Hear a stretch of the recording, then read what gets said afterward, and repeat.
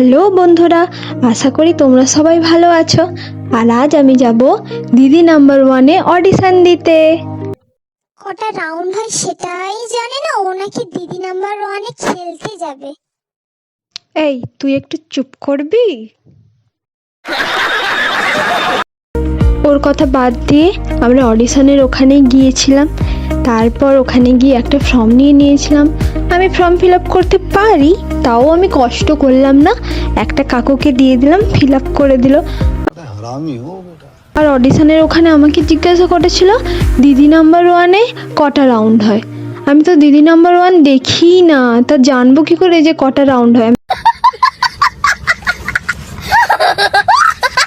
আমি তো 5টা বলেছি। যাই হোক, তারপর আমরা অডিশন দিয়ে বাড়ি চলে এলাম। টাটা। আর তোমরা কোথায় যাচ্ছ? সাবস্ক্রাইব করো।